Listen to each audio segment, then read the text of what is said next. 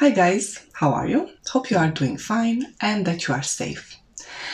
Sorry for taking a little break from YouTube. It was much needed for me to regroup. I was also sick last week and almost lost my voice. Now I'm better. My voice is not 100% recovered, but I just had to do this video. I really wanted to do it last week, but I couldn't talk or film. And so yes, let's just get to the video. A video about autumn perfumes that I am really waiting and planning to wear this fall. I will do, I think, part 1, part 2, or 2 distinct videos, one with designer fragrances for autumn and one with niche fragrances. I don't want to make too long videos because, I tend to do that. Sorry. This one is going to be, I'm going to start with designer fragrances. It was not an easy choice because I wanted to limit myself, to 5 perfumes, but I also have 2 honorable mentions. And basically the hard part was to decide between winter scents and fall scents. Because, okay, when you say cold season, we are thinking also about autumn, but not all the months in autumn are so cold and windy and rainy, because in my head, I must admit, it is that association. So I tried, to figure it out what perfumes I really am considering them to be appropriate for this season. A season that can be sunny and warm weather, and you have those beautiful colorful leaves here where I live in temperate climate, and then it can become really rainy like it is right now here where I live, because we have gotten from 30 degrees Celsius to 12 like in a week. Hopefully next week the temperatures are going to rise to 20, but anyway, it's been a little bit too abrupt, this change, and it made me crave heavier scents. So, perfumes for fall. I usually, during this season, I am either happy to see the nature that is changing colors and the temperatures are milder than in summer. We have sunny days. For those days I have chosen some florals, but with a touch of, vanilla, honey, something warmer than what I would have wear in the summertime. Then for colder days, for rainy days, where I feel that I need something to pick me up, to make me feel warm and cozy, I have chosen an amber perfume and some powdery makeup-y perfume, an oriental, and I have 2 honorable mentions. Let's just start with the honorable mentions and why they are honorable mentions. I have Classique Essence de Parfum from Jean-Paul Gaultier. Unfortunately, this has been discontinued, and it is hard to find, but not so hard here where I live. So basically I bought it from somebody on a Facebook group, sorry. It was not too pricey, and I'm really happy to have it in my collection. It is an honorable mention because it is not so easy to find, okay, being discontinued, but I was really looking forward to wear it because I bought it when the weather was much warmer. And this is a little bit heavy, to my nose at least. This is a beautiful orange blossom with some ginger and some whipped cream, if I'm not mistaken. It is very warm, ambery in the base, but a little bit, spicy fresh from the ginger. The ginger doesn't let it become too heavy. It is yummy, but in a perfumey kind of way, okay? You don't smell like food, you don't smell like a dessert. You smell like a woman wearing an orange blossom, sweetened up perfume. Lovely, very good performance. Why? They had to discontinue this one. I don't understand. And another honorable mention, a perfume that I wore during some summer nights, but not in this formulation because I am kind of keeping it. Yes, why have I bought it if I'm not using it? Anyway, this is Samsara from Guerlain. This is the old formulation, the first formulation. And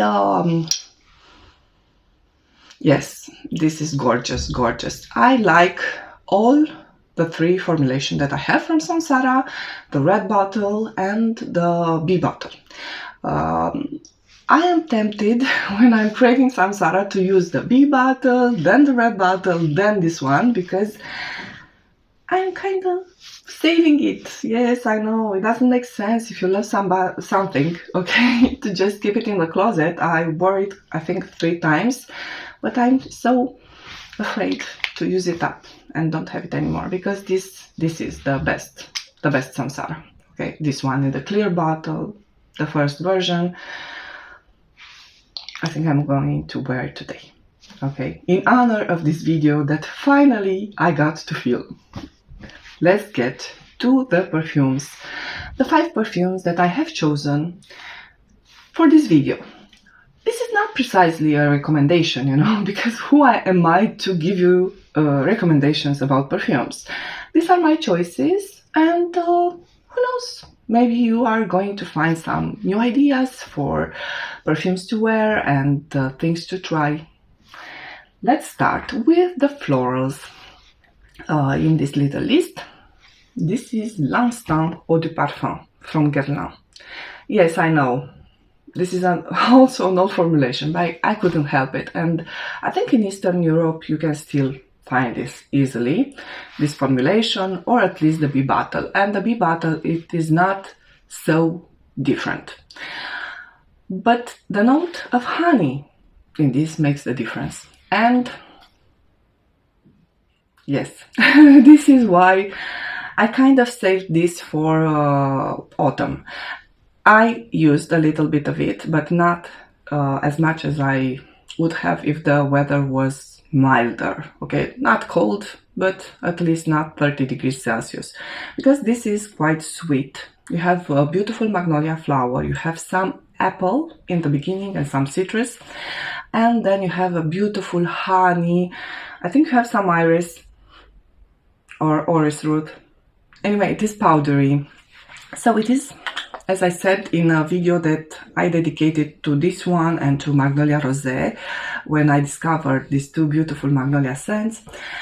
This is like a honey made from magnolia flowers, you know, like you have black locust honey or linden honey, and you have that subtle aroma of the flowers. So the main star in here is the honey, but a beautiful honey. It doesn't turn to animalic on my skin. It's just beautiful, enveloping, cozy. It smells like flowers, and the citrus notes and the powdery notes in this one make it very elegant. Okay, you don't smell too sweet. You smell like a beautiful powdery, fresh sweetness, airy sweetness. It's an airy perfume, and it stays a long time on my skin. It doesn't project too much. This is a subtle one, but it stays 8-9 hours on my skin. I'm not sure about the bee bottle version, but this one, if you are into florals, okay, you have to like florals and white florals and honey. This is a try. You must try this one. Okay, I lost the cap of my next perfume on the floor. Doesn't matter. This is very Irresistible from Givenchy, the Eau de Parfum concentration. This is a tester bottle, doesn't look very nice, but what it is important is the smell of the perfume. So let's just spray it in the air, because I find this one to be also very beautiful, like a room scent. I'm not using my perfumes, you know, to spray in the rooms to smell pretty, but This is a comforting scent. I really like very Irresistible Eau de Toilette as well, but that one, I find it more appropriate for warm weather. It has a beautiful vervein note and something, crisp and refreshing. And this one is softer on your skin. It lasts less than the Eau de Toilette. I don't know why, but that one, I can really feel it around me. It has very good performance for an Eau de Toilette, like almost all Givenchy perfumes have. Yes, Givenchy is a good brand, still a good brand that makes good perfumes, good performance, okay? And this one is softer. You have star anise, you have rose, vanilla, and patchouli. I think this is what they are listing, and basically this is what you smell. You have a soft rose, sweet, a little bit sour, and a little bit spicy. I'm not feeling as much the patchouli in this, but I like patchouli. I don't have a problem. I'm a big fan of the Coco Mademoiselle range, and the Chanel type of patchouli, and I think this is that type of patchouli, clean, elegant patchouli, not an earthy, dirty patchouli. Very beautiful, doesn't project much, and it has good performance, but we are talking on my skin at least like 6-7 hours, not beast mode perfume. Anyway, beautiful, soft, feminine, a recent discovery of mine. Who'd have thought, after all those years.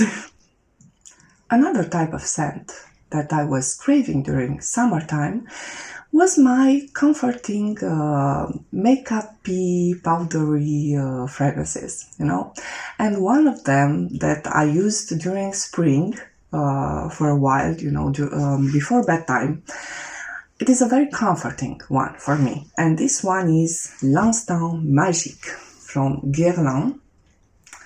This is a very almondy type of scent. It smells a little bit, like those almonds in sugar coating. How do they call it? Dragée, French, I think. I'm gonna put a picture maybe on screen. This is very comforting, as I said. Powdery, sweet, very feminine. But also, even if it is a soft scent, it is kind of heavy for the summer. It tends to be a little cloying during heat, and now it is a perfect, season for it. I can't see myself wearing it during winter, where I am craving, deeper, spicier scents. Even, for bedtime maybe. But this one, I think it shines better in spring and fall. It gives me a sense of comfort and warmth and femininity. L'Instant Magique by Guerlain. Let's not forget about Ambre perfumes, because almost everybody associates fall with Ambre perfumes. Why? Why is that? Because I must admit, they're right, but I kind of, learned this by watching YouTubers, something that maybe I felt on an instinctual level. But yes, Ambre perfumes go very well with, especially, with rainy fall days. I believe rainy, cold, almost depressing. Those days have that effect on me, like a melancholy effect. I'm thinking about sad things. I want to watch mystery movies, read mystery and a little bit gothic books, that kind of vibe. So you either embrace that vibe and you go for something even darker, actually darker, not even darker, or you want to feel warm and fun and cozy and you go for something like Ambre d'Alexandrie from Boucheron. And this is a new entry, my collection. I have to do a video to check in on my resolution to not buy. Yes, because I have to do a video about that. I've been kind of good. I mean, I really struggled, and yes, I have to do a video about my struggles, but this was worth it. I mean, this is the ideal fall scent, in my humble opinion. It smells delicious, and the reason why I bought it was I got a very good deal for it on a Facebook group. So I paid for 125 milliliter. This is a huge bottle. I paid 60 euros, which is a steal for this type of quality and of beautiful scent profile. This is the high-end line of Boucheron. They are a designer, okay, they don't have niche prices, and they have very affordable prices, even for this range, but I got it even cheaper, so it is well worth it. It has good performance. It is not a perfume that screams. The only downside, but I kind of knew that, you know. So this is compared a lot with Ambre Narguilé from Hermes, and that one is like a unicorn for perfume lovers.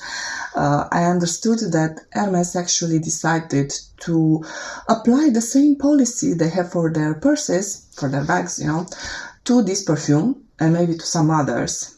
So be warned, they want to keep certain perfumes, especially from the high-end collection, only for certain clients that have, you know, a certain buying history with them and so on. And that one is not easily available, although I think I saw it on the Hermes website from United States, okay, not in Europe anymore. And I understand this is compared a lot with that one, and also another perfume that I have, Cult at Night from Attar collection. And let me just tell you that actually this one resembles like 90% Cult at Night. Yes, they are almost the same to my nose. The only difference being that this one I could wear even in summer. It has a sort of airiness to it, while Cult at Night is heavier, a beast mode perfume, and definitely more for colder weather. A lot of people are saying this smells like apple pie. I don't know your recipe for apple pie, but it is not my apple pie. However, it smells like cinnamon with apples or cherries. I am tempted to say cherries more than apples. It has a very beautiful spiciness, amberiness to it. It leans a little bit gourmand, but not all the way. Okay, so doesn't really smell like food. It smells borderline foodie, if it makes sense. But the effect is very warm and delicious, and you know, like Hypnotic Poison, where everybody's saying, okay, it smells like almond, vanilla, something like that. But to me, it smells like a smoky sweetness, and I can't associate it with a certain dessert. And this is the same here. I mean, it is borderline foodie. It doesn't go all the way in smelling like a pie, at least not to my nose. Let's just spray it in the air because this is beautiful. Spicy, sweet, cinnamony, cherries. Yes, warm and very cozy. Ambre d'Alexandrie from Boucheron. And the last one, but not least, one of my favorites, one that I couldn't wear this summer. Again, it is a strong perfume, and it is a beautiful oriental vanilla. And this one is Loulou from Cacharel, my beauty. What can I say? I really like this perfume, and it is a classic. It's been around for a long time, and a lot of you, I think, they know Loulou, and if not, give it a try. This is so not cheap, affordable. let's say, affordable. It smells to my nose like a spiced cherry cola with some incense, you know. So the spiciness, even if, you know, you have that smell of cherry cola, but you have some incense on top of that. It is sultry, but also a perfume that makes me happy and warm, and it is so beautiful during ugly weather. I mean, it really lifts up my mood. It has good performance.